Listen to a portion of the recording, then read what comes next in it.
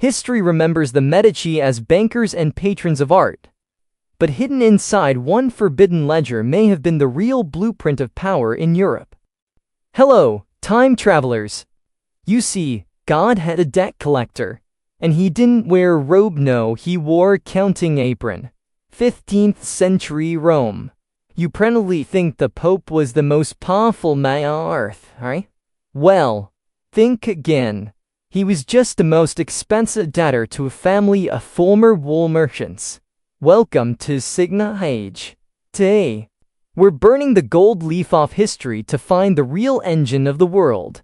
Forget prayers. Forget divine right. I mean, we're talking interest rates, cold-blooded collateral, and a book so dangerous it could send you to hell just for looking at the Black Ledger. Just look at St. Peter's. To a pilgrim, it's heaven on earth, you know? But beneath that marble, it's a different kind of sanctuary. Cold iron old parchment, the shadow throne of the Medici family. They were nobodies, really. Wool traders from Florence. But they hacked the system. They didn't just handle the church's money. They owned the men wearing the crowns. Think about that for a second. Even the Vicar of Christ needs a loan to keep the lights on, right? The Medici turned the papacy into a global corporate franchise. Every sin forgiven for a price? Every indulgence sold? Every tie, it all flowed through one ledger. This wasn't just accounting. You see, it was blackmail. It held the debts of kings, the private sins of cardinals, and the literal price tag of a human soul. But here's the part they don't teach you in school. Hidden in these pages was a document so explosive. It wouldn't just bankrupt a family. It would shatter the foundations of Western civilization. You've been told the Reformation started with a monk and a hammer. Wrong. A fuse was lit right here, in the dock, by a ledger that proved even the gates of Hammond have a closing price. Don't blink, because the secrets Medici died to bury are finally coming to light. Hello, time travelers. Look at these history books. They tell you the Renaissance was some kind of divine awakening. You know, pure, holy, untouchable. Well, I mean, that's the first lie you were ever taught. While you're staring at the glow of Botticelli's frescoes, you're missing the ROT underneath. The Vatican, the most powerful institution on the planet, right?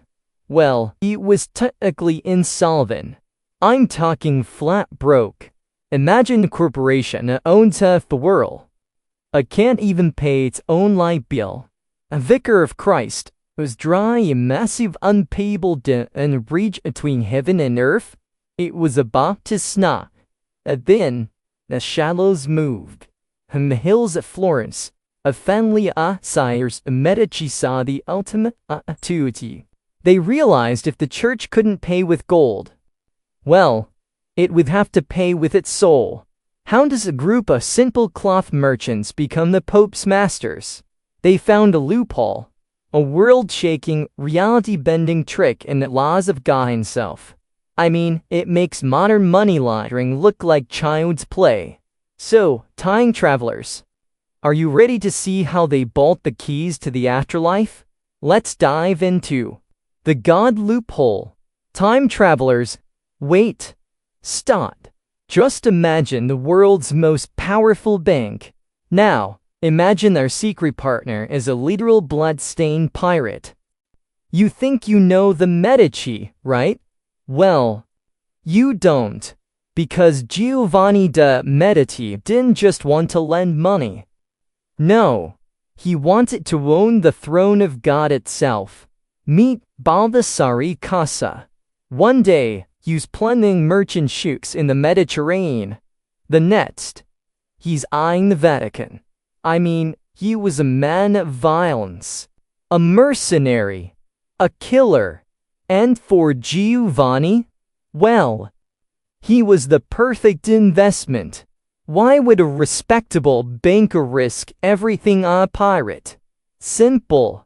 Giovanni wasn't looking for a friend. He was buying the keys to the world. This wasn't just business. It was a hostile takeover of heaven itself.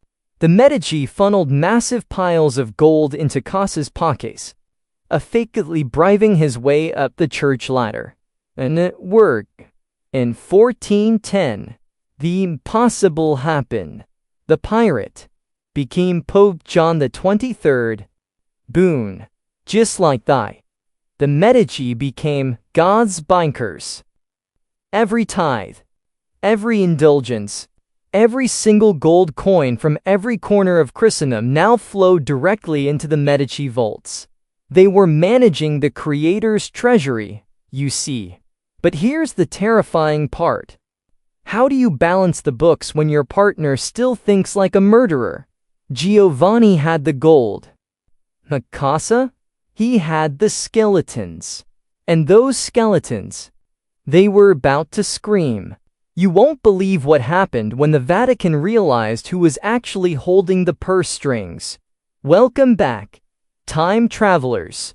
To understand how the Medici truly conquered the world, you see, you have to understand the one thing that stood in their way: the fear of eternal damnation.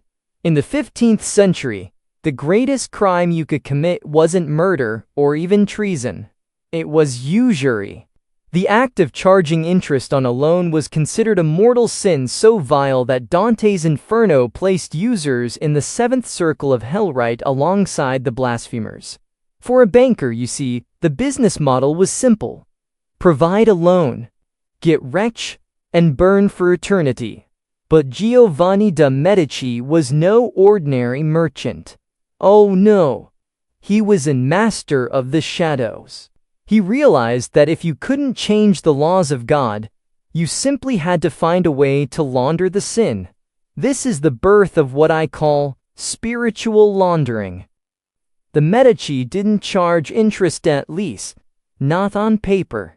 Instead, they invented a complex web of currency exchange fees. They would lend money in one currency, say the Florentine gold florin, and demand repayment in another. Like the Venetian ducat, by manipulating the exchange rates behind the scenes, they buried massive interest margins within the transaction. To the prying eyes of the Inquisition, it looked like a standard service fee. In reality, it was a high-fee engine for wealth that the church couldn't touch. But the Medici didn't stop at hiding their own profits. They went for the ultimate prize: the keys to the kingdom. They secured the contract to manage Peter's pence, a universal tax collected from every corner of the Christian world, from the small villages of England to the grand cathedrals of Germany. Gold was flying toward Rome. But here's the thing. It didn't go directly to the code. It flew through the secret ledgers of the Medici Bank. Think about the sheer scale of this operation. By funneling the church's entire revenue stream through their private accounts, the Medici became more than just bankers to the Holy See. They became the gatekeepers of the papacy's survival. I mean, they weren't just managing God's money. They were using it to turn the papal states into a global puppet state. They had mastered the art of turning sin into gold. And in doing so, they became the untouchable architects of the Renaissance. But as the Medici grew more powerful, the secrets they held became more dangerous. Because when you control the money of the most powerful institution on earth, you eventually start to wonder, why just manage the Pope when you could actually become one? However, the path to the throne was blocked by a rival family whose hatred for the Medici was matched only by their thirst for blood. And they were about to prove that while gold can buy a pope, it can't always stop a dagger in the dark. Close your eyes and imagine a golden spiderweb. Its center? That would be Florence. Its reach? Well, it spanned the entire world. You see, the Medici weren't just bankers anymore. I mean, they were the shadow kings of a global empire. But here's the real kicker. Their most valuable currency? It wasn't gold. It was God's money. And you're not going to believe what the Pope gave them as collateral just to keep the lights on, right? Picture this. Time travelers. A German peasant drops a copper coin for his salvation. For him, that's a ticket to heaven. But for the Medici, it's just entry number 402 in the infamous Black Ledger. That coin travels through frozen mountain passes and dangerous bandit roads, eventually ending up right in Medici vault. Why? Because they weren't just managers. They were the only door to Rome. You want to pay your tithes? Well, you pay the Medici first. And you'd better believe they always took their cat. This wasn't just business, time travelers. This was a literal monopoly on the divine. I mean, we're talking corruption so deep, it reached right for the papacy's throat. Get this. The fisherman's ring, the ultimate symbol of God's authority on earth, was actually pawned. Yes, pawned. It sat in cold, dark Medici safe as collateral for secret loans. The Pope was literally broke. But here's the thing. When you build a tower of gold to the heavens, someone is always looking for that bottom break. While they were busy counting their florins, a silent rot was eating the bank from the inside. The ledger was getting heavy with secrets. And secrets? Well, they have a way of bleeding out. Someone was watching from the shadows, just waiting for the perfect moment to burn that ledger. But you see, the threat wasn't a rival bank, or even king. It was coming from somewhere no one expected, and it was about to turn the beautiful streets of Florence into an absolute slaughterhouse. Forget gold, forget grain. You see, the Medici were now tracking something far more valuable, your very soul. Deep inside the marble halls of the Vatican, Pope Leo X was panicking. He was a Medici by blood, a banker by instinct, and he had one Metz Ferdinand. The church? Well, it was dead broke. A lavish parties, the giant basilica, the endless wars, the holy coffers were completely empty. To the Medici, this wasn't a spiritual crisis. It was a liquidity trap. And their solution, it was chilling. Imagine, your sins have a literal sticker price. Welcome to the era of the Great Sale, right? The Medici Bank turned the forgiveness of God into a luxury commodity, a get-out-of-hell-free card for the right price, with the bank taking a transaction fee on every single soul save. Time travelers. Stop right there. I mean, look at the paper trail. Money wasn't going to God. It was flowing directly back into the Medici vaults to pay off the papacy's massive debts. It was a closed loop of corruption. They were selling the afterlife just to balance their books today. Enter Johann Tetzel, the ultimate 16th century hype man. His pitch. As soon as the coin in the coffee rings, the soul from purgatory springs. To peasant, well, it was mercy. To the Medici, it was a high-interest repayment plan. But then, a solitary monk named Martin Luther looked at the price list. He didn't see salvation, right? He saw a heist. When he nailed those 95 theses to the door, he wasn't just debating religion, he was launching a hostile takeover. He was exposing a spiritual monopoly as a racketeering operation. The Reformation didn't just split the church. It liquidated the bank's greatest eyesight, the Medici. They overreached. They tried to monetize the divine and ignite a fire they simply couldn't put out. The ledger was being stained red. But wait, there's a detail everyone missed. A hidden entry in the ledger suggests the bank knew the collapse was coming, and they had one final, ruthless move left to play. A move that would change the map of Europe forever. Are you ready to see what they hid behind the curtain? The Medici Bank eventually collapsed. But listen, don't let the history books fool you. Their empire didn't truly die. It simply evolved.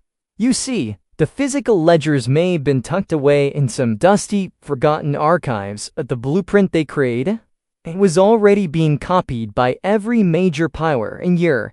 They are proving a dangerous truth that still governs our world today.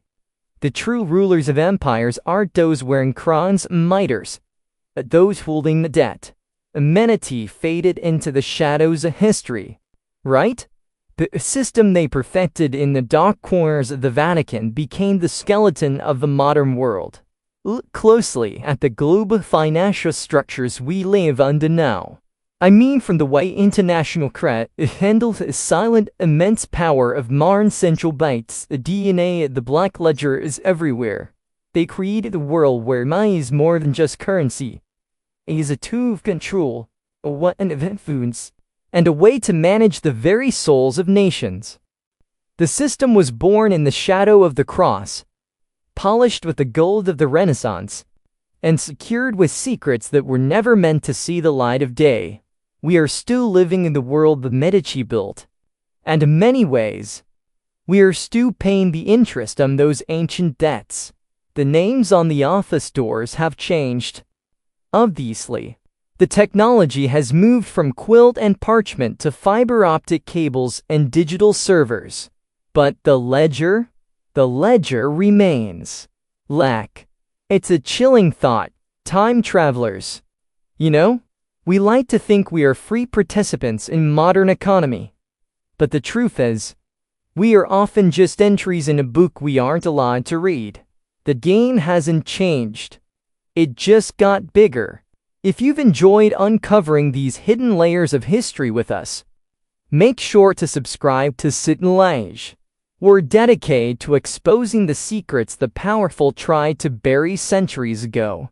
Before you go, tell us in the comments, in a world of digital shadows and global finance, who do you think holds the ledger today? We'll see you in the next investigation.